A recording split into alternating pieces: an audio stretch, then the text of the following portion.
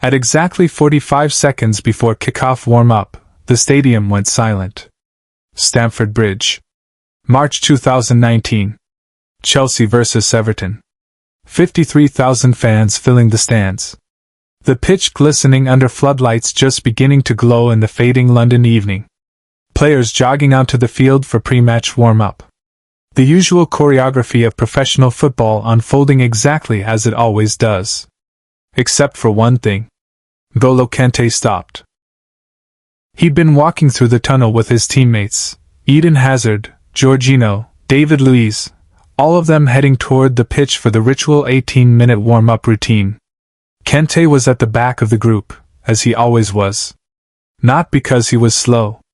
Because he never felt the need to be first. The other players emerged into the stadium lights, the roar of the crowd washing over them. But Kanté hesitated at the tunnel exit. His head turned slightly to the right, toward the lower stands. Just a small movement. Most people wouldn't have noticed. But something had caught his attention. In the third row of the Matthew Harding stand, section ML3, seat 114, sat an elderly man. 74 years old. Thin frame. Weathered hands gripping a worn Chelsea scarf. The scarf was ancient, faded blue and white stripes, frayed edges, the kind that had survived decades of washing and wearing and crying into after heartbreaking losses. The man's name was Arthur Whitmore. And he was supposed to be dead. Kanté didn't raise his voice. He didn't have to. While everyone in Stamford Bridge was focused on the pitch, on the players stretching, the coaches barking instructions, the photographers positioning themselves, N'Golo Kanté turned around and walked back into the tunnel. His teammates didn't notice at first. Hazard was juggling a ball. Jorginho was doing dynamic stretches. The coaching staff was setting up training cones. It took nearly 30 seconds before anyone realized Kanté was missing. Assistant coach Gianfranco Zola glanced at his watch, then scanned the pitch. He counted the players. 22. There should be 23. Where's N'Golo? Zola asked assistant fitness coach Paolo Bertelli. Paolo looked around confused. He came out with everyone. I saw him. Well, he's not here now. In the tunnel, Kanté was moving with purpose. Not running. He never ran unless the situation demanded it. But walking quickly, his small frame navigating through security personnel, stadium staff, journalists setting up for pre-match interviews. A security guard stepped in front of him. N'Golo, you need to be on the pitch. Warm-up starting. Kanté's expression didn't change. That quiet, almost apologetic look he always wore. One moment, he said softly. There's someone I need to see. Now? We're 15 minutes from kickoff.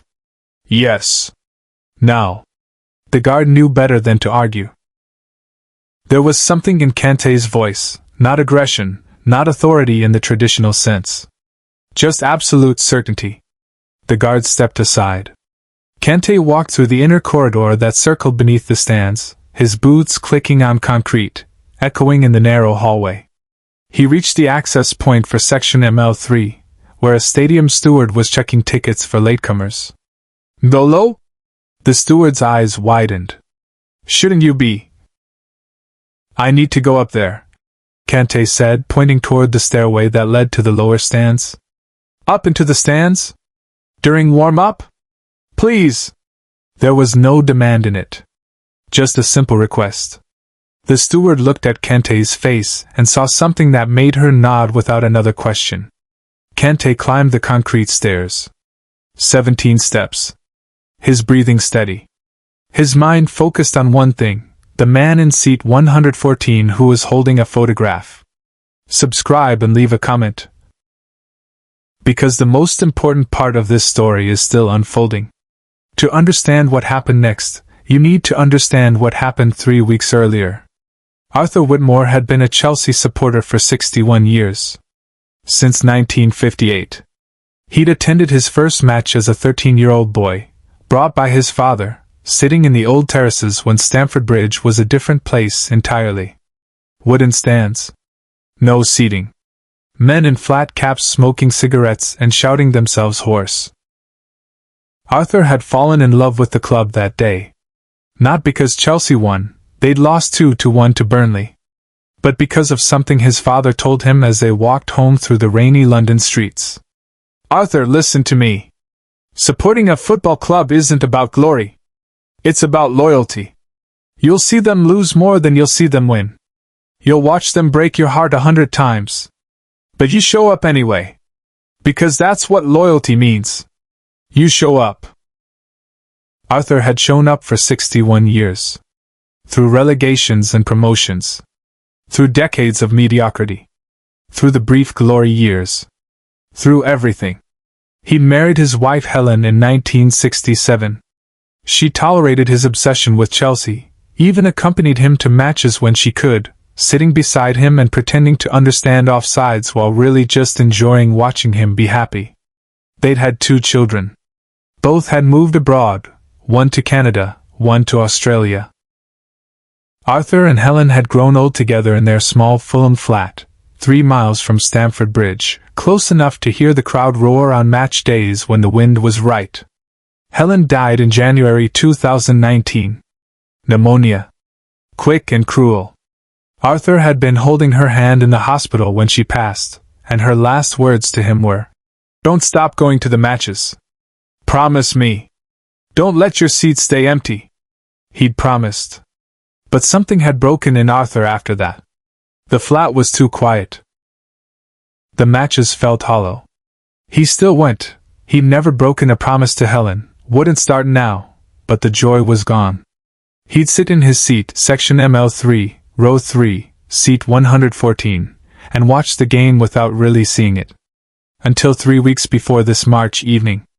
Arthur had been walking home from a match. Chelsea had beaten Fulham 2-1, not that he particularly cared, when he'd passed a small café in Fulham Broadway. Through the window, he'd seen N'Golo Kanté sitting alone at a table, drinking tea. Not surrounded by bodyguards. Not doing a promotional appearance. Just sitting. Reading something on his phone.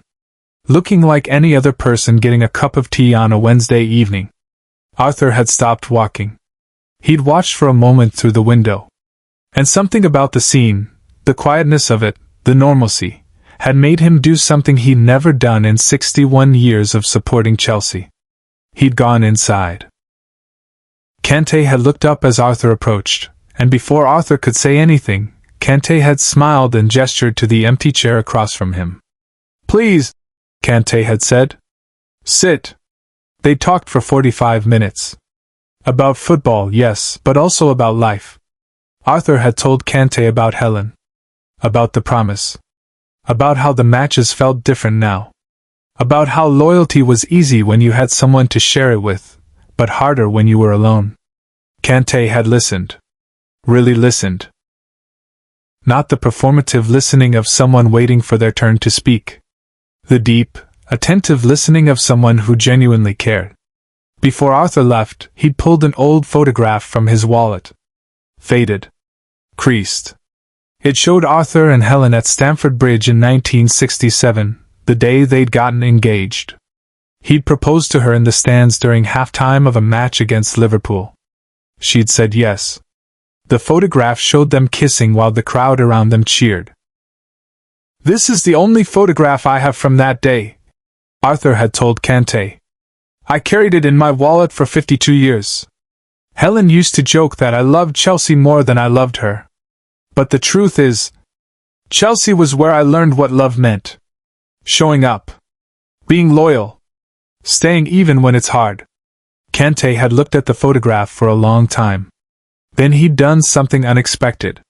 He'd asked if he could take a picture of it with his phone. "I'd like to remember this," Kanté had said quietly.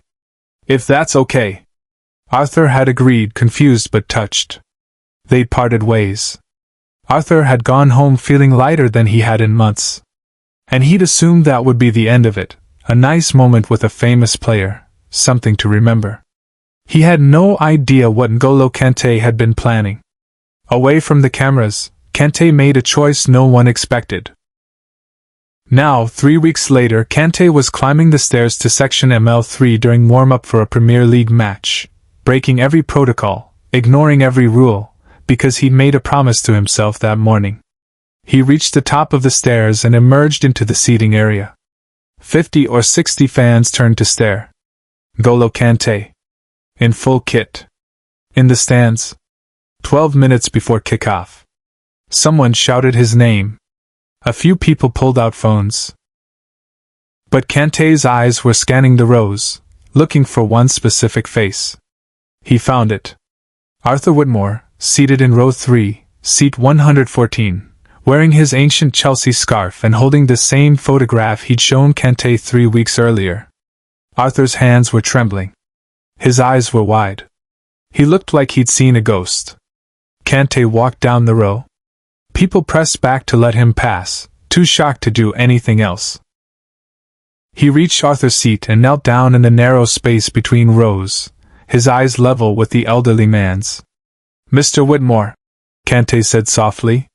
Arthur's mouth opened but no sound came out. His weathered hands clutched the photograph tighter. "I remembered your story," Kanté continued. "About your wife. About this photograph. About showing up." Tears were streaming down Arthur's face now. You remembered?" Kanté reached into the small pocket inside his shorts.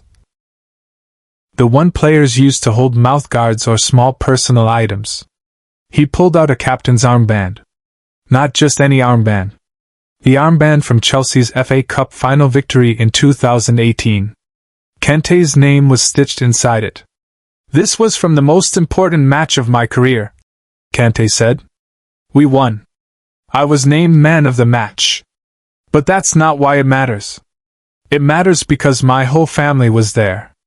My mother. My brothers. The people who showed up for me when I had nothing." He held the armband out to Arthur.